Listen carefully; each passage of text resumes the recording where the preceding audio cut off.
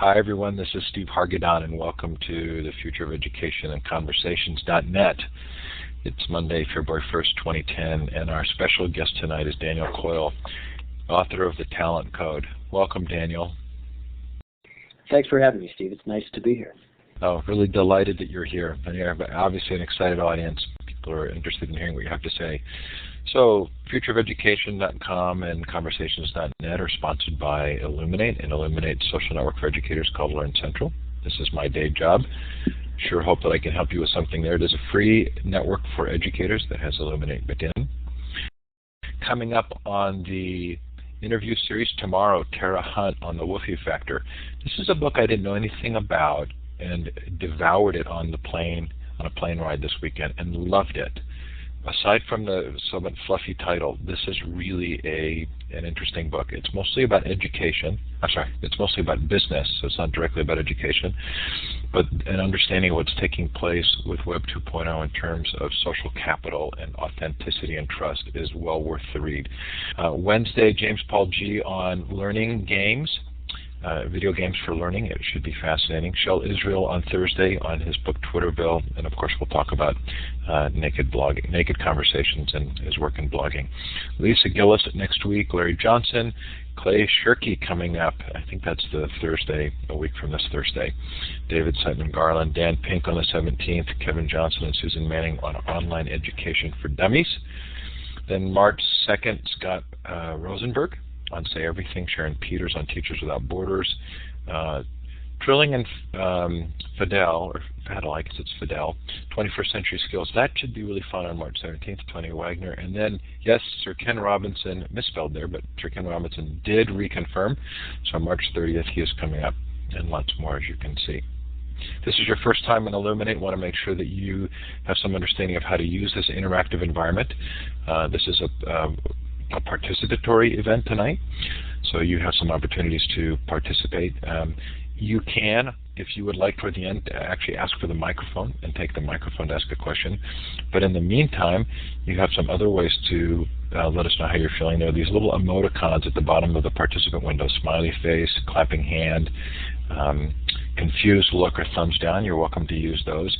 The bigger hand icon with the green up arrow is to raise your hand, and that would let us know that you would like to take the microphone. You can send messages into the chat, both to everybody in the room and also to someone individually, but do know that Daniel and I, as moderators, see those messages even though they appear to be private. And then if you do take the microphone, in order to turn your mic on, you click on this talk button, which is down at the bottom. Over here on the whiteboard are some icons for participating, and what we're going to do is now give everybody access to the whiteboard and tell us where you're listening from. So look for the wand with the red star at the end. Click on that, and then click on the map and let us know where you're located. It can also be fun to shout out in the chat your location, maybe the time and the weather. Daniel, you've got a North American crowd. Yeah, good. My Spanish is not too polished up, so that's perfect.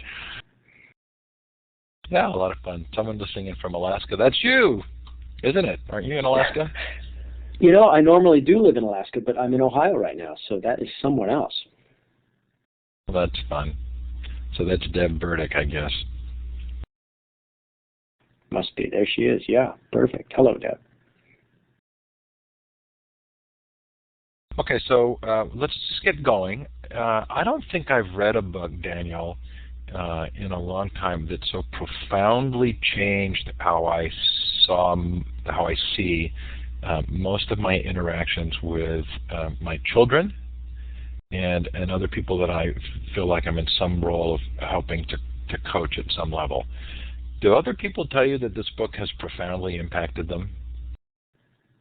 You know, I do hear that a bit. It's quite a bit, actually, and I guess I relate to it because it profoundly changed the way I look at in my life too. You know, I started out on this journey mostly as a journalist, visiting these talent hotbeds to try to figure out what made them tick and to look at the underlying neurology. And that journey, has a lot of different dimensions to it, but the main one is to say, the way we've been thinking about talent, the way we try to build skill and maximize potential is is is really is really changing in a way. We're at a very exciting moment where we're getting new understanding of the way talent actually grows, as opposed to the way we sort of thought it did.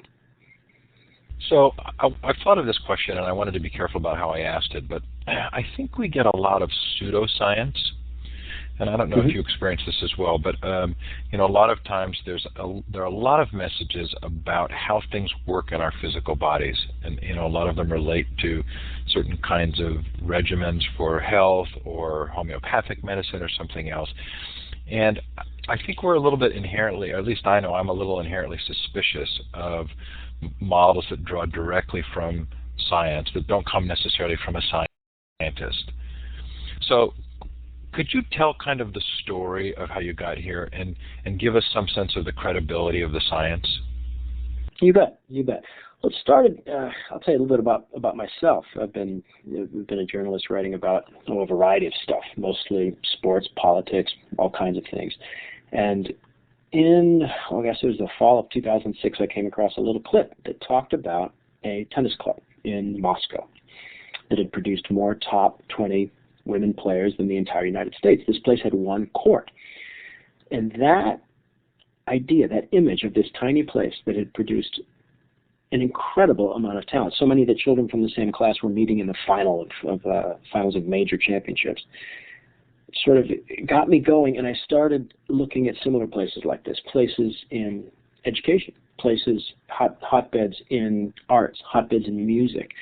And I decided to go out and look at them. And at the time I was looking for these things, I started doing a lot of research into the neurology. And as a former pre-med student, that research I became sort of obsessed with it. And like you, I am sort of suspicious of the science. I want to burrow down and get beneath kind of the stuff you might read in USA Today to what actually is going on in the frontiers. And I remember calling up a neurologist who worked for the National Institute of Health, and he started. He didn't sound like any neurologist I had ever spoken with. We started talking about talent. We started talking about the brain. We started talking about a particular substance, actually, that grows when you practice something. And I said, what? He said this. He used the word this. He said this is an epiphany.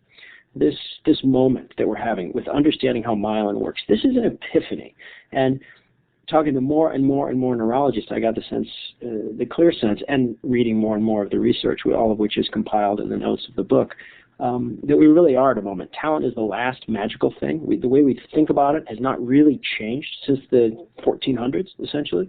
But to understand that actually what's happening up there, if you take the neurologist's point of view, certain kinds of practice build neural broadband. They build very fast, very fluent neural circuits.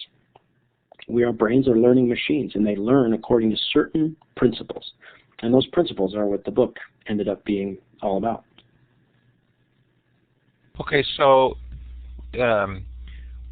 we obviously must have been or are thinking erroneously in certain ways about talent. So what are the traps? What are the ways of thinking that we have had in the past that this helps to address?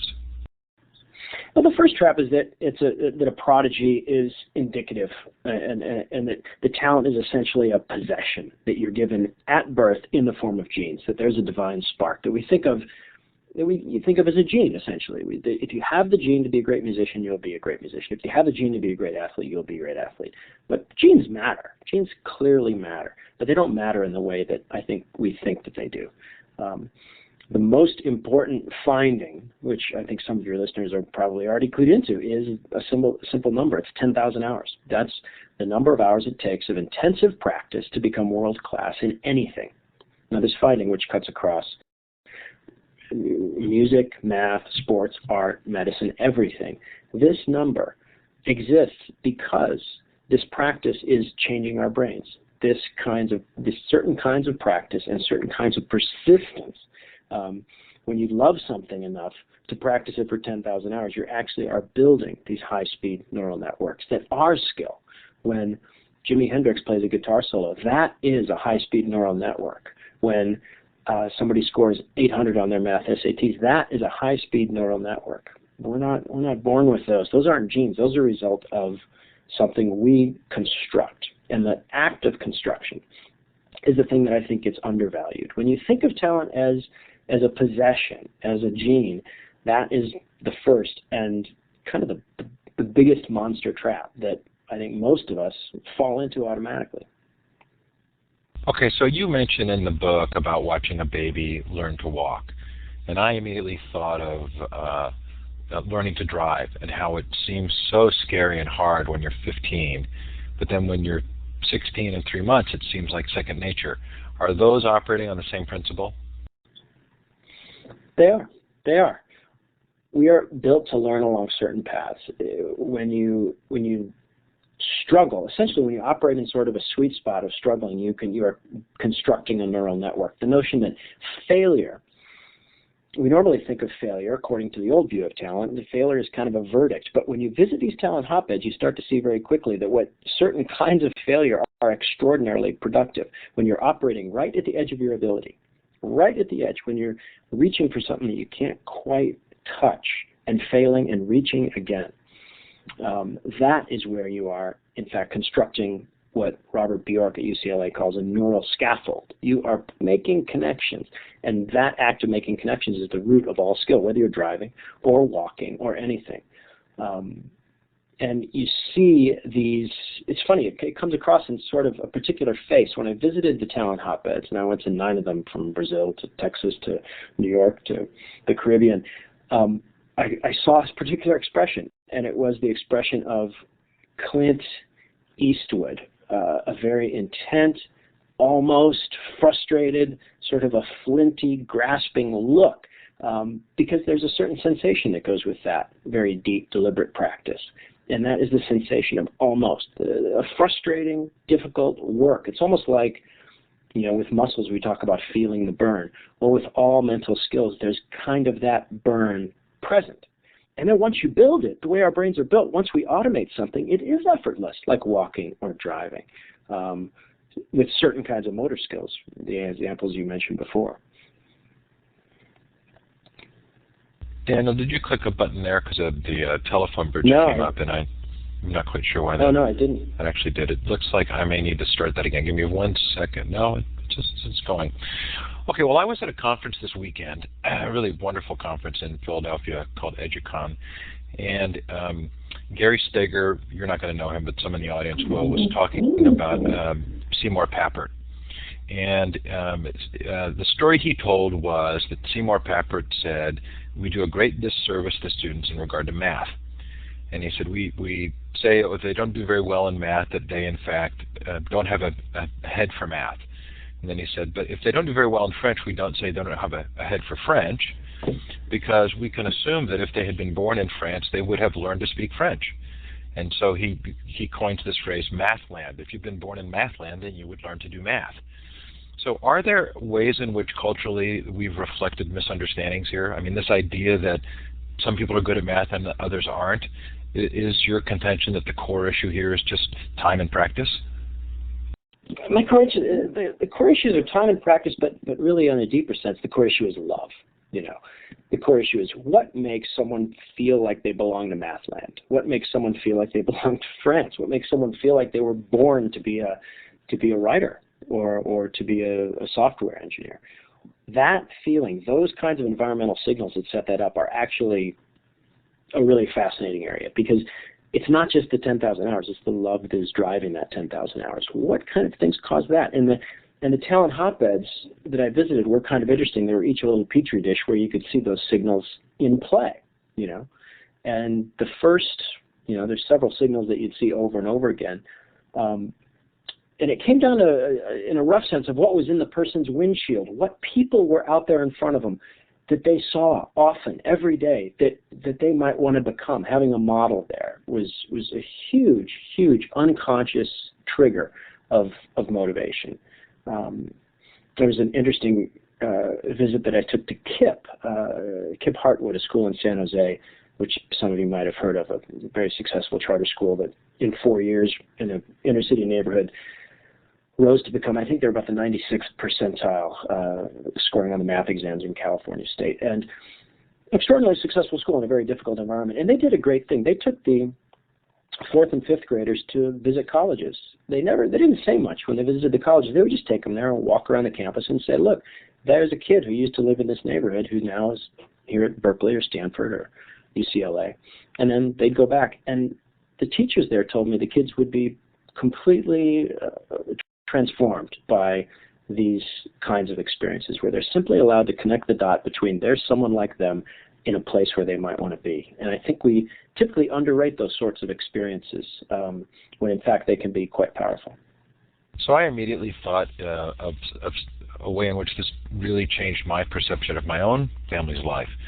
Because we'll see families where all of the kids are very talented musically. And we've sort of said, well, that's just not a part of our family or our genes.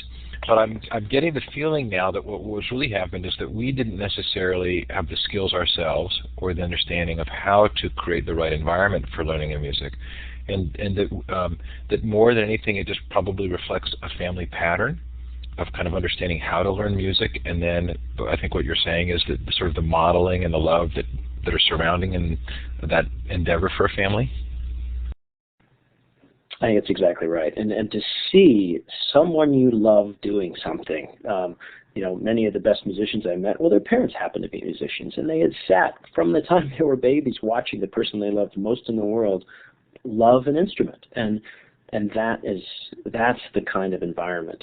And the interesting thing is when you try to transfer that to an academic setting, when you do what Kip has, I think, done successfully, which is create sort of a Kip land, if you will.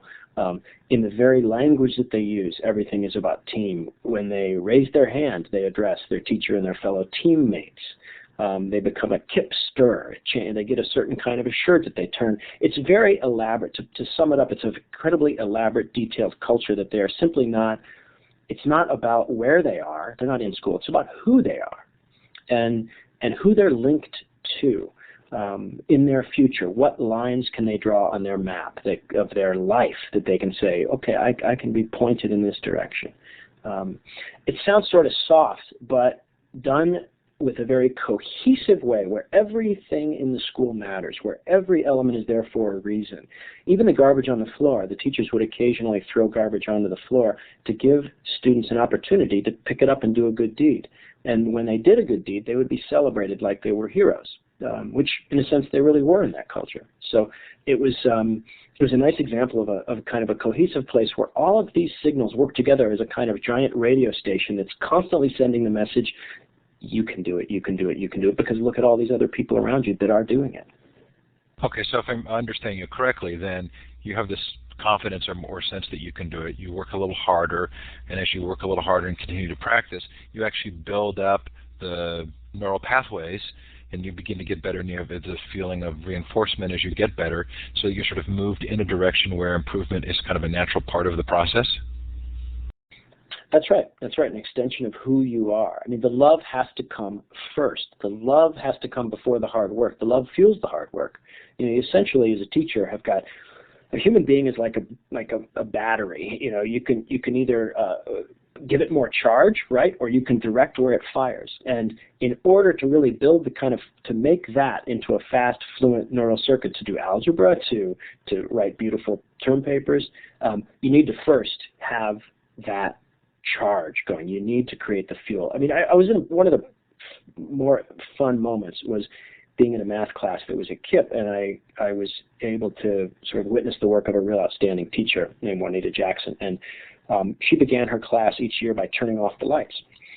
First day of class. This first day of class was so important. She turned off the lights, and she turned on a boombox and played the Star Wars theme really, really loud, and started to walk around the room and sort of in an incantatory way say, we're going somewhere. You know where we're going? We're going to college. You guys in this room, in this fourth grade math class, you are all going to college because what we are going to do here today and tomorrow and the next day, and we're going to work hard, and it's going to be tough. And it was this incredible speech that talked all about how hard it was going to be and how thrilling it became, as they strapped themselves in for this rocket ship ride. It was impressive, and it does sound, and I can see kind of, I see a comment here saying who has passion for writing a term paper, get real. you should go to one of those schools, because actually they're filled with kids who have a lot of passion for writing term papers. They really see it because they see this as their way out. They see this, I'm going to go to college, and this term paper that I'm writing now is going to help me get there. They've connected this boring act, and it is boring to write a term paper, to something that's sort of magical. And that's their identity and their future. So I'm sure we're going to really drill down on the education piece here, but I find it fascinating that we would even describe a term paper as boring, because what that indicates about how we feel about education is fascinating. The idea that deeply learning about a subject and then learning to communicate it is considered a boring act. There's something wrong.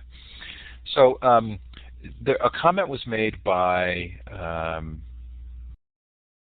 looks like Deb, whom I'm thinking knows you here, Deb Burdick, and she talks about her brother, and it's higher up here, but it relates to being born in difficult circumstances or with disabilities.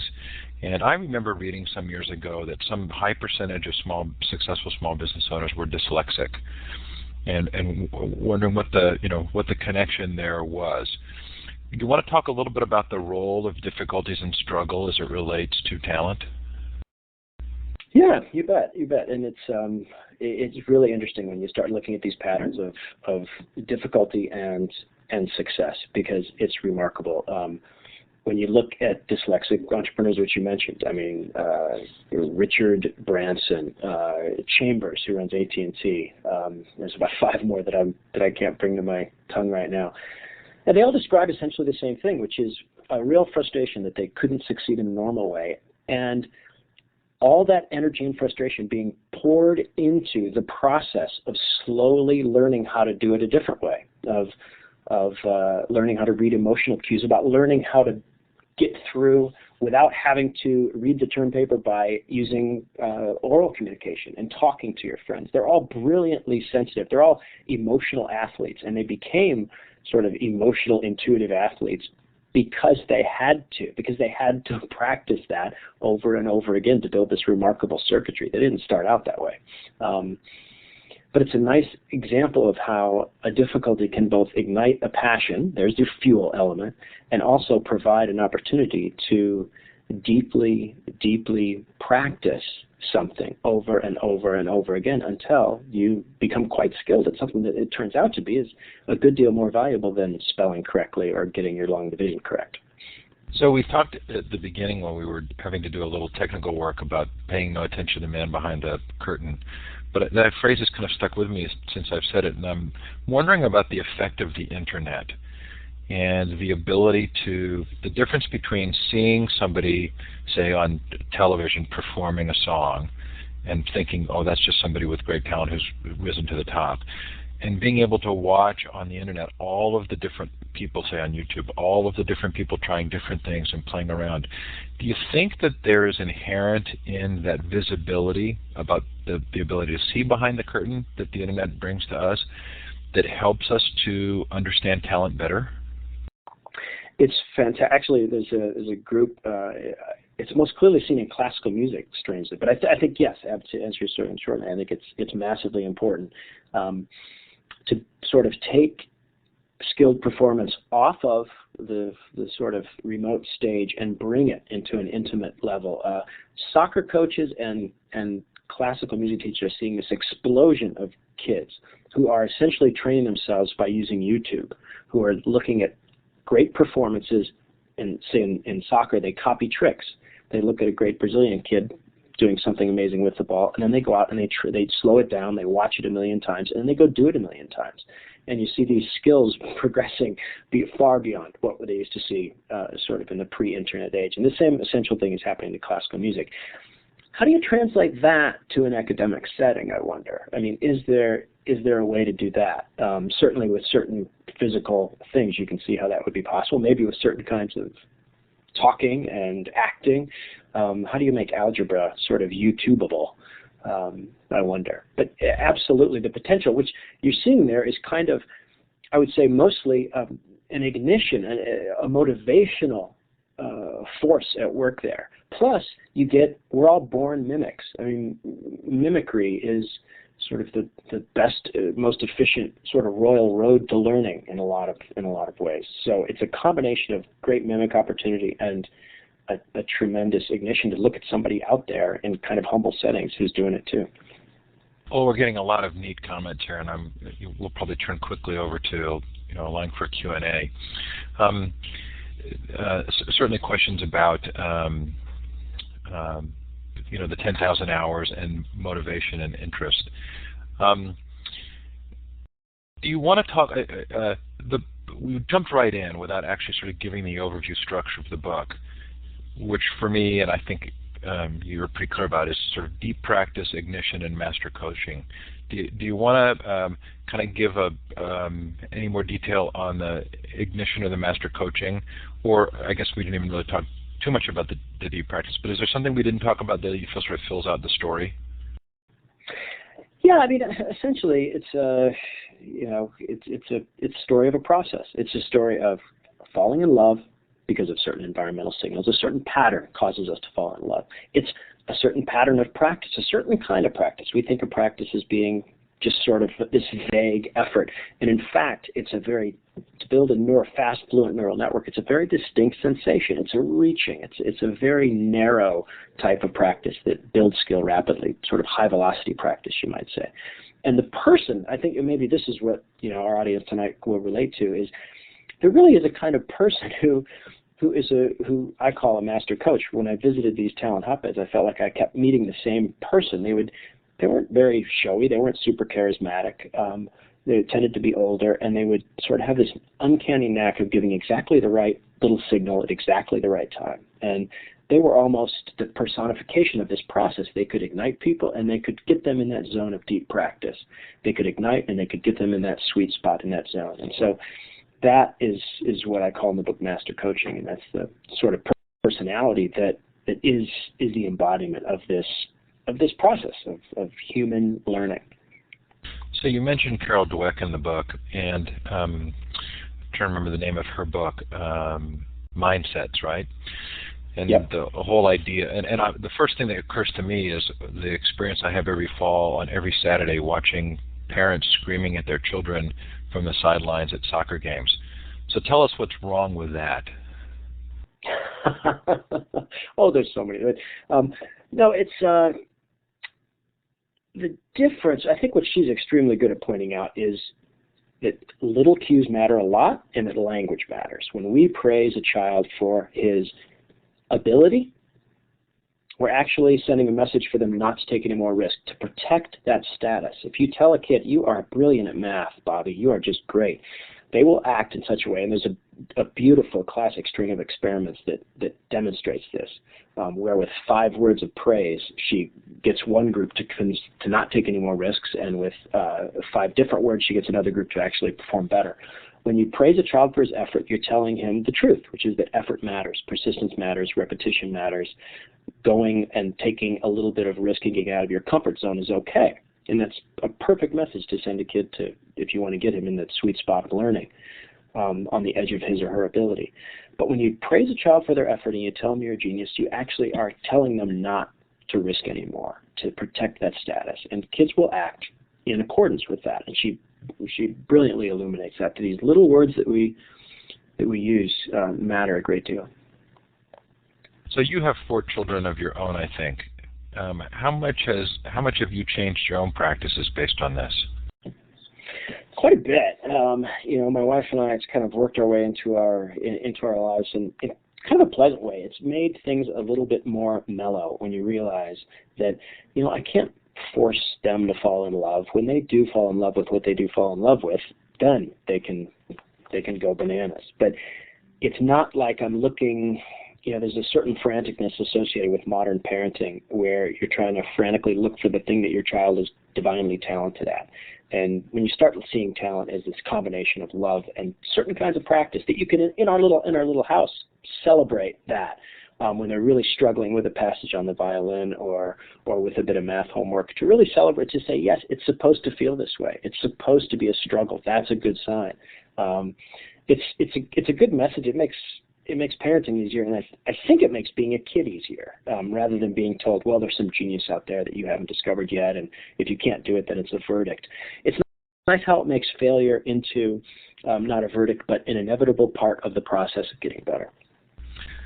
So I only had one complaint about the book, which was you tease us about shorter Clarissa3.mov, and I can't find it anywhere. I even called her up. She's all grown up, and this is a little movie that a music psychologist named Gary McPherson made of someone suddenly accelerating their practice time 10 times. This little girl does a month's worth of practice in 5 minutes, and it is a remarkable tape. I hate to tease you with it again, Steve, but it is an amazing thing, because you see her.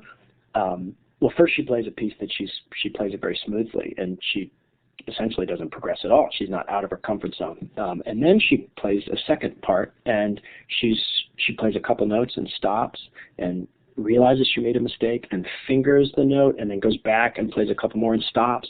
And that is the beautiful moment. That is where she's sort of squinting and leaning forward and desperately trying to do this and failing and doing it again.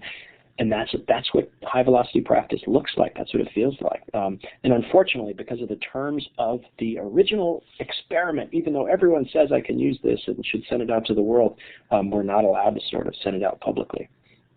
But we've all experienced it ourselves, I think. And you can see it in a classroom, and you can see it in a music lesson, and you can see it in a sports lesson to have sort of these empty calorie moments where no progress is happening, and then to have these moments where tons of progress is happening. It gives you something to hang on to as a teacher, some sort of state that you're aiming for, just like a gym teacher might be aiming for. Let's feel the burn here.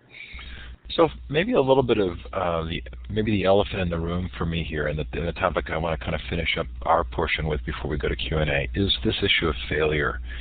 And I'm thinking of modeling and apprenticeship situations where there's a sort of a natural watching of failure and then accomplishment and achievement, but it feels as though in our current school environments there's really no opportunity to understand failure.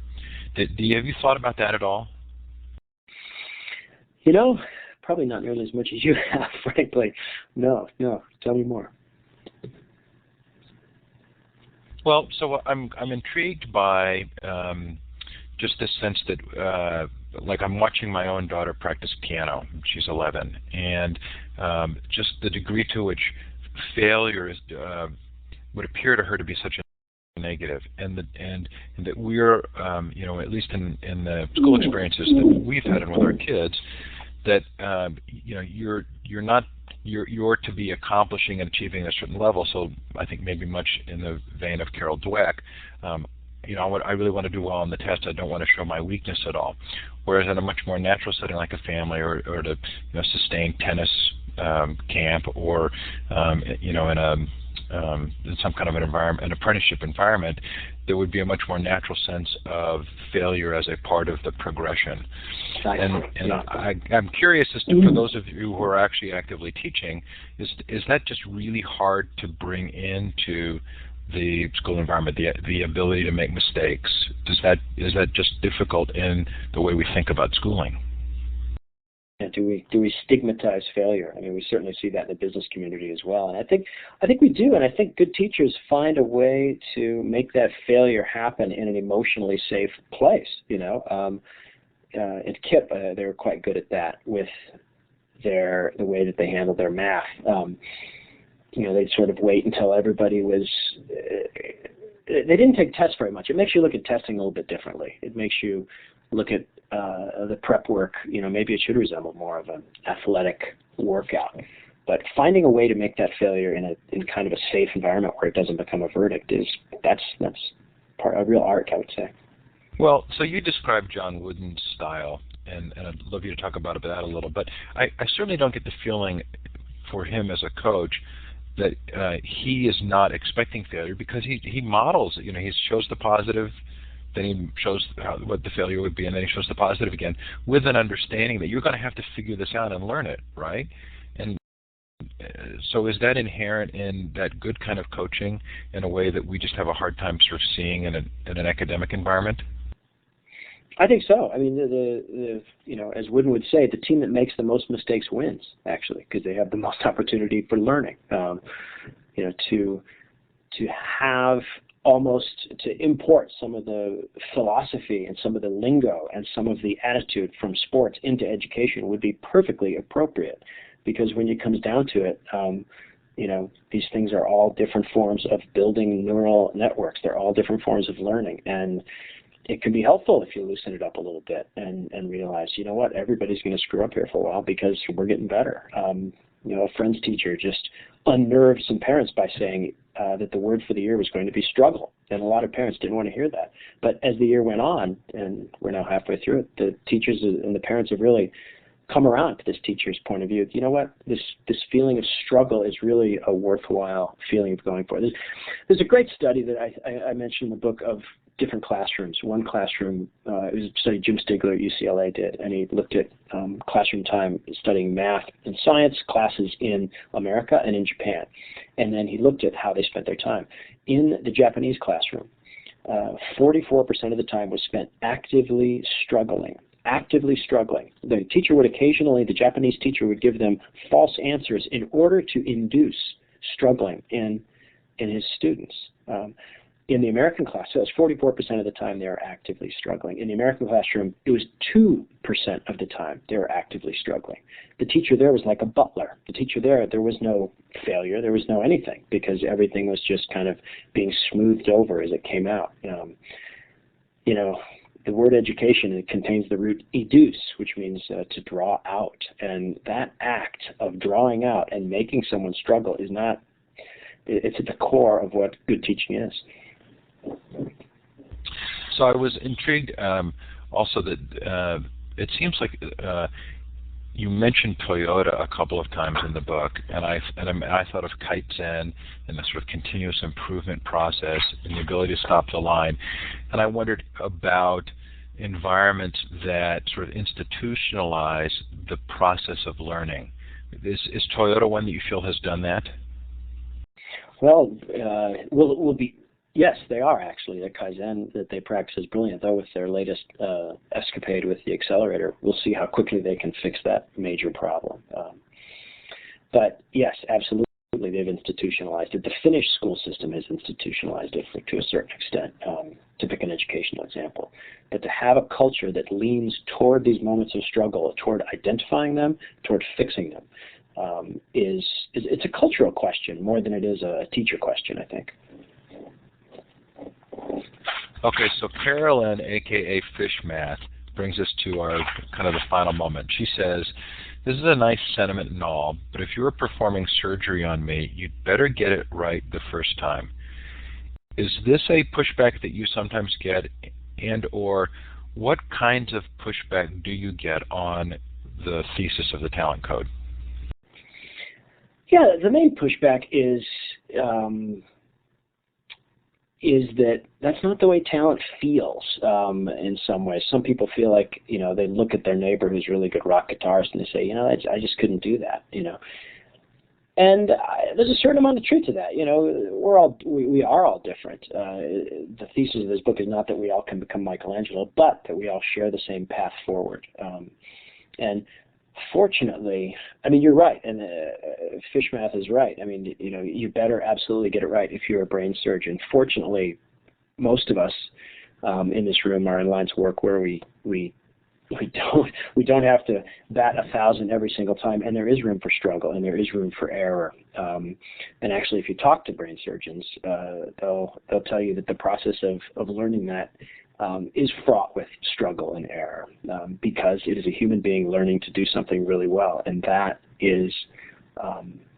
the same no matter who you are. No one's born talented.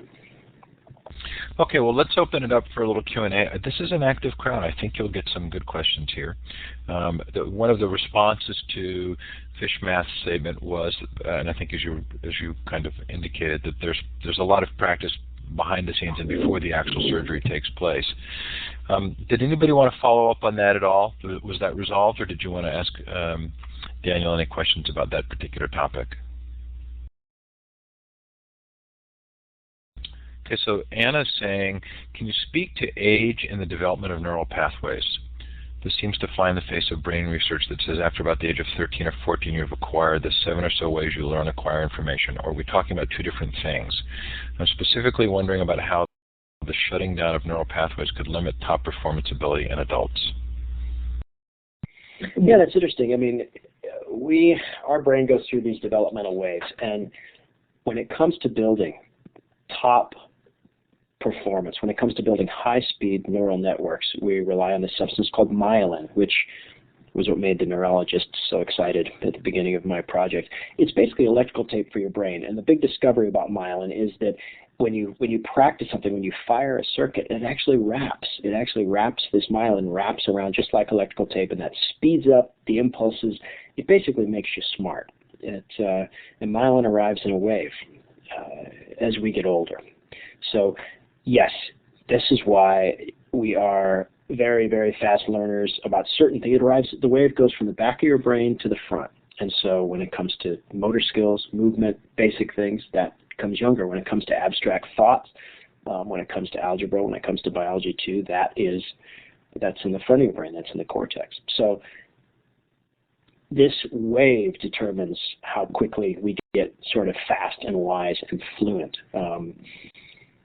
And there's obviously a lot of other neurology happening at the same time, but it was interesting. One of the neurologists that I spoke to said, we should really give girls, driver's license before boys because their myelin arrives that much sooner, and that accounts for some of their increased maturity at the same age. Good, and I put a link to your site in the chat because I enjoyed watching them. There was one video clip I watched, the ABC Nightline clip, that I thought did a really good job of kind of talking about the science of that. And you, I think, mentioned a clip with Tiger Woods, but I don't know that I actually saw that. Oh, I decided early on this that I should put my money where my research was and try to learn something very difficult. And the thing that came to mind was, I don't remember a commercial that he did a few years ago where he bounced a ball on a sand wedge and he went behind his back and caught it in the midair and then finally ended up sort of juggling it like a virtuoso and then whacking it out of thin air. The ball never touched the ground. And so I don't play golf necessarily, but I did sort of learn that trick in order to see if I could learn something like that, and I did, and the video evidence is there on the site. Oh, so it's a video of you doing that trick?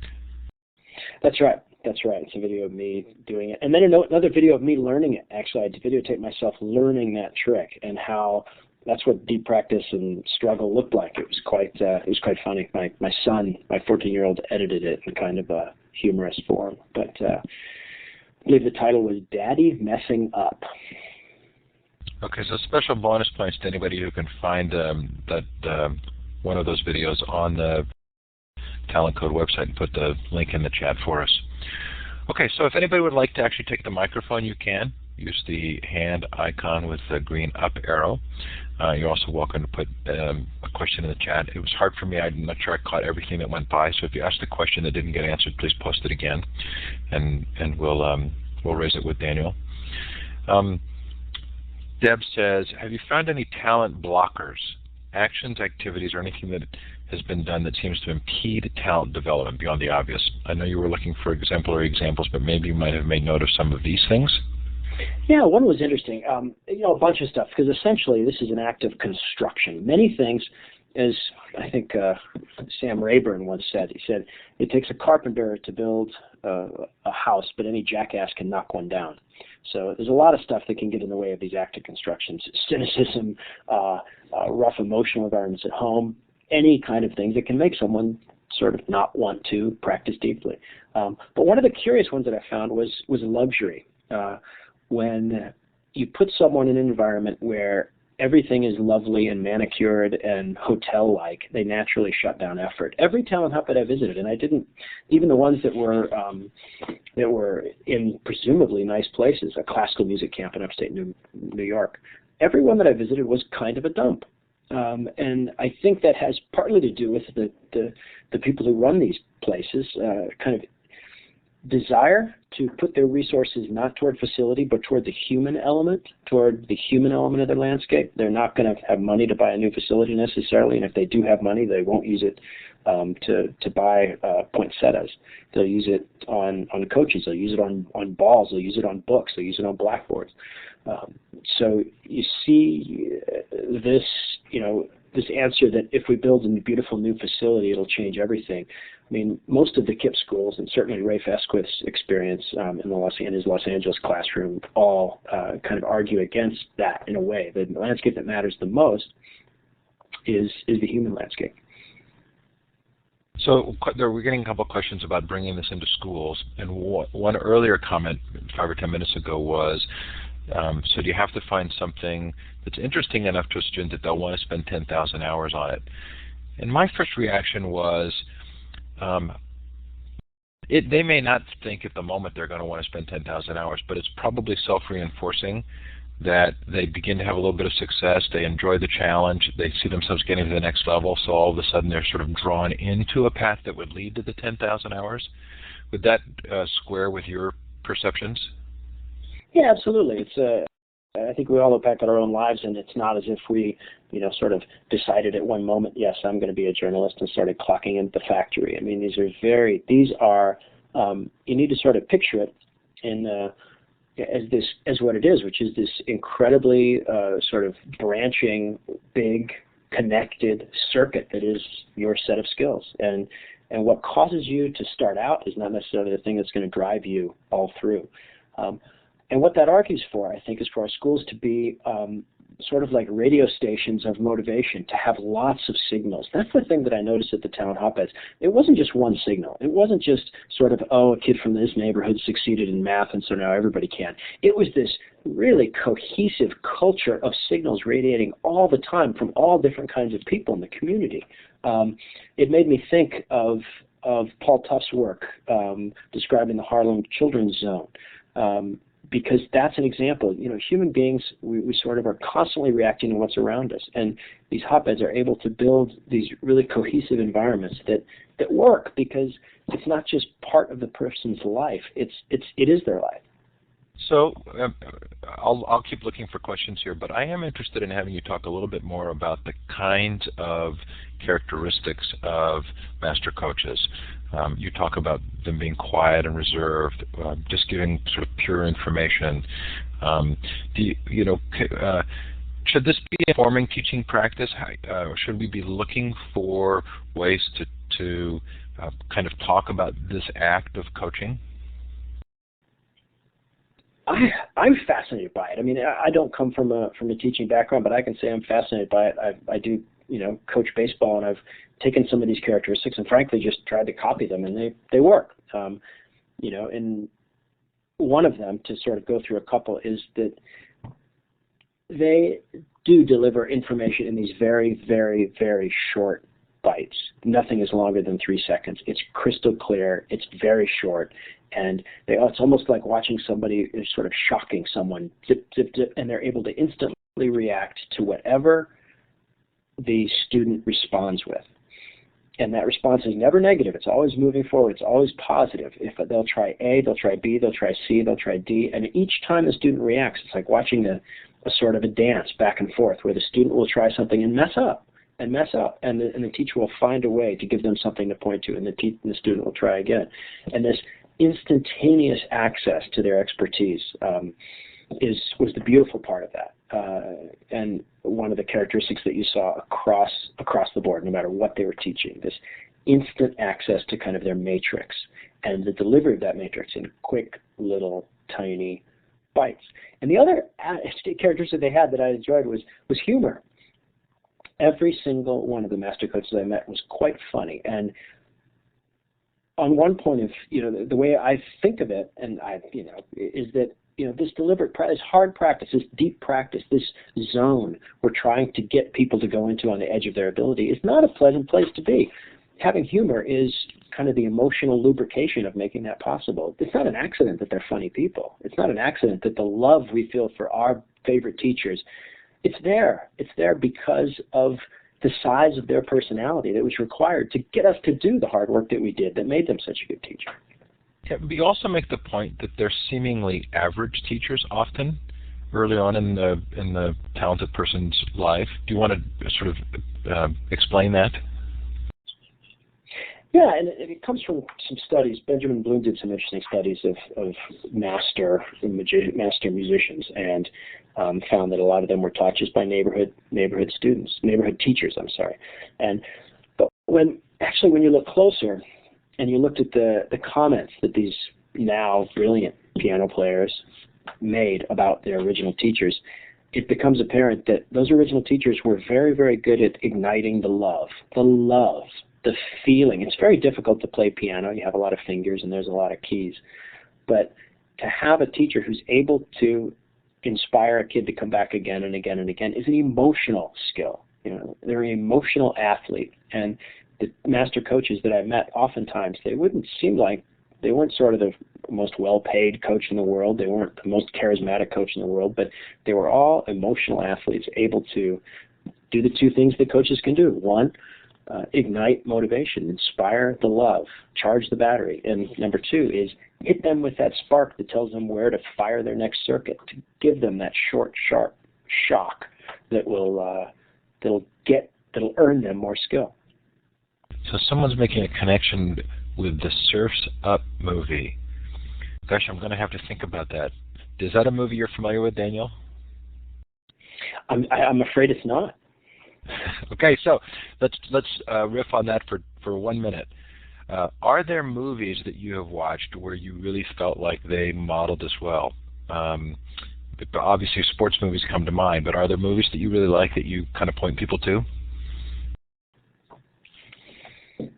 So many movies have got that magical scene where all of a sudden they get it, kind of the Rocky's Troy, it's terrible, and then he goes training, and then he gets it. And the kind of magic and speed with which he gets it is always sort of overblown and overrated. No, I can say most movies sort of romanticize that to the point of being almost useless. But the feeling is there. They're very good at igniting the passions, but to actually show kind of the slow, difficult work. Actually, here's a good one. It was a documentary. It was about ballroom dancers in middle school in New York, Mad Hot Ballroom, perhaps, which is actually a fantastic depiction of this learning process of igniting and getting kids from the inner city to do ballroom dancing. Fantastic. I think I saw that. Anybody can find that. Bonus points again for pulling up the link. Did you ever see a movie called Forever Strong, the rugby movie? No. So I'm thinking that might actually fall in the right category for you as well. And does anybody here have anything else they'd want to mention? Daniel, what about books? Who do you like to read?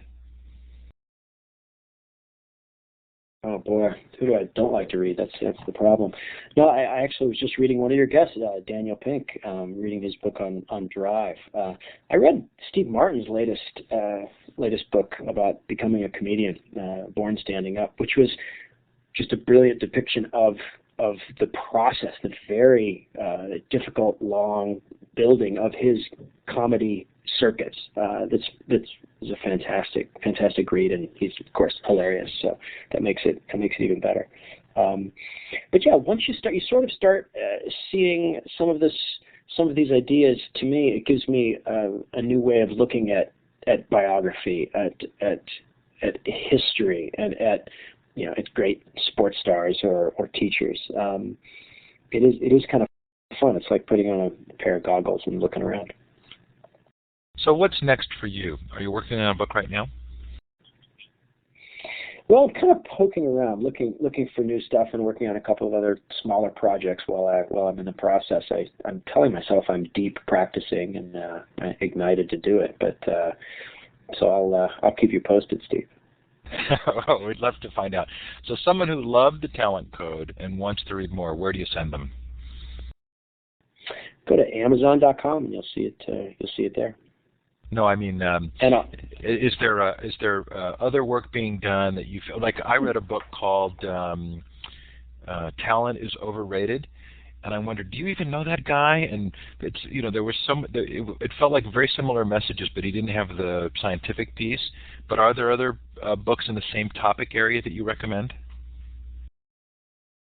This is kind of a wave. Yeah, I mean, Malcolm Gladwell wrote a book called Outliers that's quite interesting about the role of luck and opportunity. And in a way, I sort of feel like we're covering some of the same landscape. He is flying at 30,000 feet, and I'm sort of down a little closer to the treetops. But as a sort of a joint piece, that's an interesting combination, I think. And there's a man named David Schenck coming out with a book called, I believe it's going to be called The Genius Inside Us, that's also drawing on this sort of material. There's a bit of a wave. I mean, this as we started out by saying that talent was the last magical thing, and we're seeing this wave of books, and in some cases, I know there's some documentary films in this topic as well that are going. I think our kids and our grandkids are going to have a very different view of talent because of this wave of science and journalism that we're kind of in the middle of right now. Okay, well, that was really fun. For those of you who hadn't read the book, I think you'll really enjoy it. Daniel, thanks for coming tonight. I'm clapping for you. Really appreciate your taking the time. I know that you had to maneuver around family things to be here tonight, and we're grateful that you would take an hour to spend with us. Thanks to those of you who've come. Do remember that we've got some fun sessions still to come up. Tara Hunt tomorrow, James Paul G., and then Shel Israel. Daniel, any final words before we say goodnight? Well, I really appreciate all the interaction, and thank you for all your notes and all your kind words. And there is a website, thetalentcode.com, that's got some more stuff on it, some of which has to do with education in particular, and with some of the other larger ideas. But great group you have here. Thank you for introducing me to you. No, thank you, and thanks for your contribution. Really loved the book personally. Okay, thanks everybody. Dan, feel free to drop off. It'll take us a couple of minutes to wrap everything up here and close out the room. I want to thank C. Bloom and Associates for their book fund, helping me afford to buy the books to read. If anybody wants to stick around for a couple of minutes, you're certainly welcome to. And if you were shy to ask a question while Daniel was here, you can raise your hand and talk about it. And then do consider joining us later this week. We have some fun guests coming up. Anybody want to say anything? Leonard, I'm giving you the mic. Do you remember what to do? Click down on your microphone button in the audio area.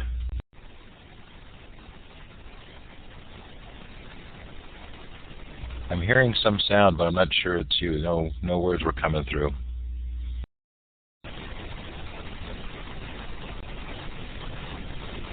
Yeah, Leonard, you're not coming through. You can go up to the Tools Audio and run the Audio Setup Wizard. Just make sure your mic's working.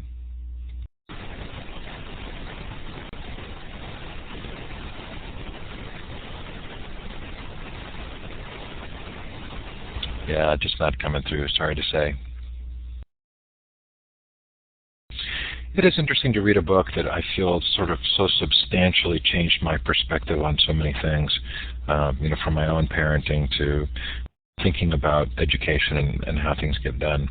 It was fun to go I'd read it some time ago, maybe a couple of months, and I went back through and looked through it again today with an eye to asking questions, and almost wanted to read the whole thing again. Deb says, why have we gotten so soft? And Thomas says, do we see many connections to education? I think the huge connection for me, Tom, was thinking about teaching and learning and the model that's presented there, and feeling that it's so stunningly significant in terms of how we actually learn. The difference between, if I think of my own daughter practicing piano, how she kind of zips, love my daughter, and I'm trying to figure out how to help her, and I think I'm actually doing a better job now than I was before, but just sort of zipping through it and wanting to get through it, not wanting to make any mistakes, and not really feeling the sense of her own ability to improve and to slow down, figure it out, and then improve.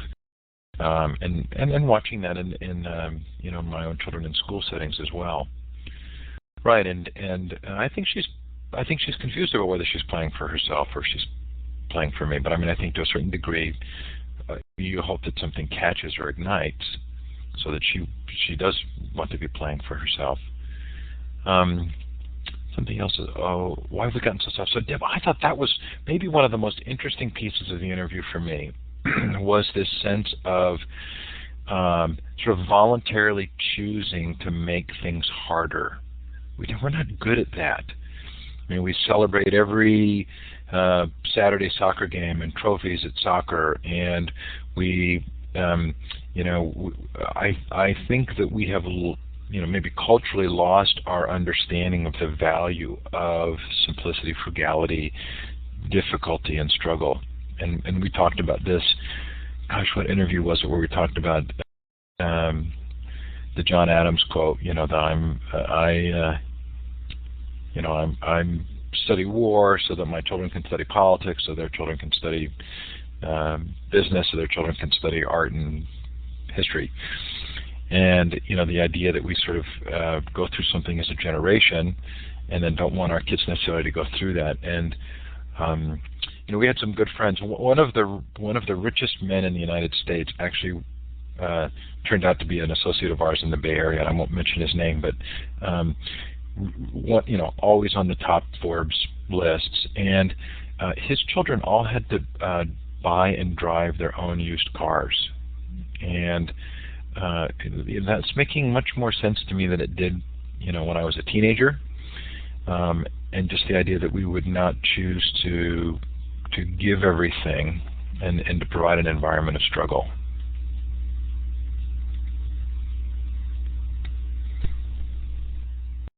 Maybe you got your mic back, Leonard? There you are. Let's see. Can you hear me? Yes. Okay, great. I don't know if I'm just breaking in now because I did adjust the parameters there. Oh, you're good. So, it's okay? Mm-hmm. Good. Okay, my question is this. Why would we think that a book like this would give us ideas to bring back to the conventional classroom and try to make it fit there against all of the obstacles that it would face, as opposed to thinking about a book like this as pointing in new directions for education beyond the assumptions that we take for granted about ordinary classrooms? I don't know about the others here, and I'm interested to get feedback, but for me it actually sort of did both. Mm-hmm. For a couple of years ago, I did a long series of interviews with people who had been in the open source software world. Richard Stallman, Eric Raymond, Brian Bellendorf. And the one clear thread was that almost all of the work that they had done, and largely a lot of it as teenagers, as significant programmers, was done completely out of the educational setting. And so I think, to some degree, it does inform us that there are lots of paths here that, we need to be thinking about. And maybe it does call into question some of our presumptions about traditional schooling. At the same time, I think a lot of the people who attend these sessions are, and I'm not, but are educators and would be interested in trying to find a way to actually improve their own practice based on what was said. Any other thoughts on that, anybody? Yeah. Or Leonard, go ahead. Well, I think what you're saying is absolutely right. I think if your day-to-day work is just in an ordinary classroom, of course your interest is going to be, how can I take some of this back? But I do wonder whether these examples you mentioned, and there are thousands and maybe hundreds of thousands of examples like that, don't suggest that at least for a very large swath of kids, maybe not the majority, but a significant number, getting them out of school and into these talent hotbeds would not be a very good idea. I mean, you can't do 10,000 hours of practice on something if you've got 10,000 hours of school to contend with at the same time. Yeah, very good, interesting points. Is anybody else interested in responding to Leonard on that?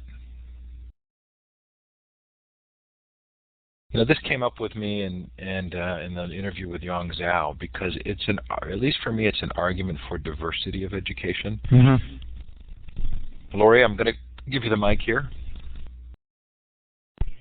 Hi everybody, this isn't Lori. This is Lori's boyfriend. I came in the last bit of the conference and just thinking about environments of struggle.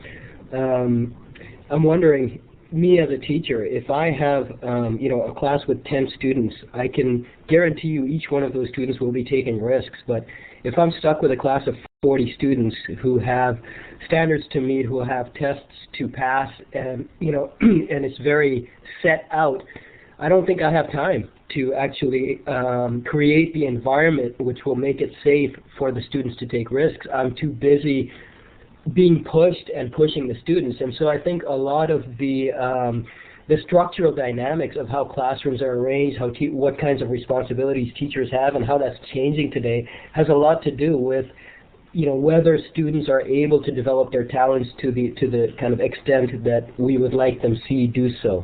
Thanks.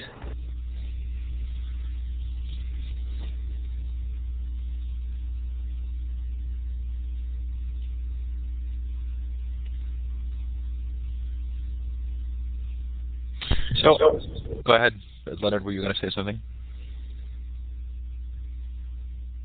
No, I wasn't. Or maybe I'm content to chat. Well, so I had my say. I hate to bring up, my own personal family, but it's where I feel them, obviously greatest understanding of experiences. But the question, I think there was a comment in the chat at some point earlier about getting to a certain age and then really kind of becoming an impassioned learner. So our oldest daughter had a difficult experience in third grade. It was third grade when the year they do the big standardized test here in California, and she's very self-motivated, works very hard, conscientious, and we were so nervous that the teacher was so upset and so nervous about this test coming up, and it just didn't make any sense. So we actually pulled her out of school, and she ended up going through a Great Books program, and actually had an educational experience outside of traditional school where at age 13, 14, she really began to dig deeply, and she was in Shakespeare plays, and she's now a theater major in college, and it felt like that was a really great experience. And I sometimes wonder how universal that could be, but I also know that I think she had a better experience than a lot of students do who stay in traditional schools. Yeah, exactly. Look, I had the same experience with my son. And I will say, so we have 4 children, and they are different. So our second daughter really loves school and actually performs very well in a traditional school environment, and so that's where she should be. So I really fall into the category of liking options and choice. Me too. I think so.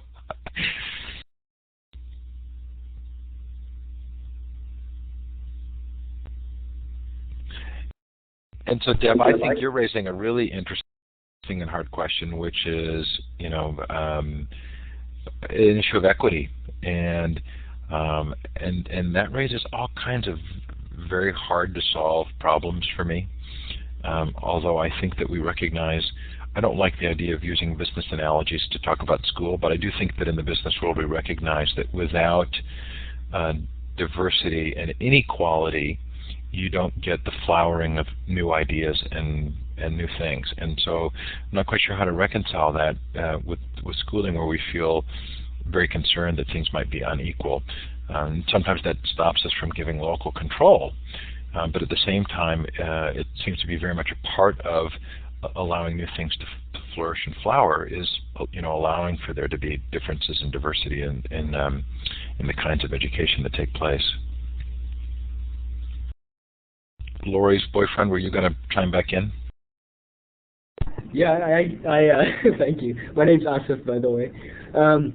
I think that actually it's the students who have the kind of greater challenges at home that, because of those struggles, are kind of have the potential to actually explode creatively while at school in a good way.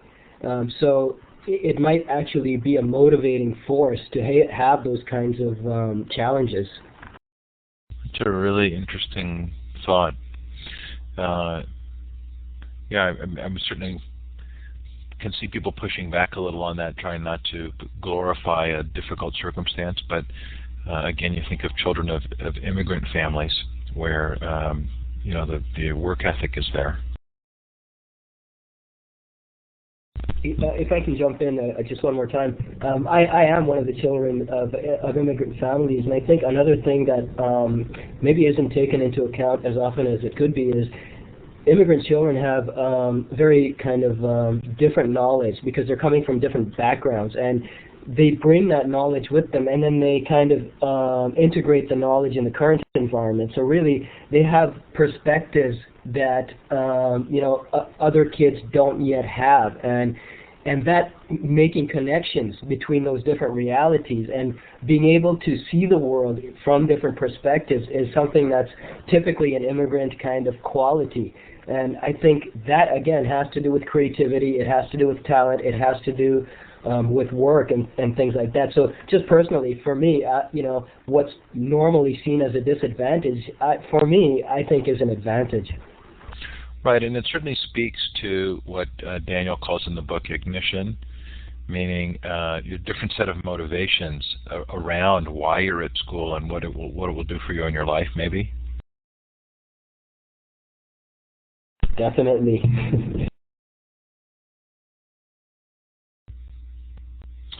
Okay, so I've got a dinner appointment, so I'm actually going to wrap us up here. Sure appreciate your coming tonight. That was really a lot of fun. Thanks for the good comments and the discussion. And we'll look forward to seeing you all online at some point. Thanks and good night.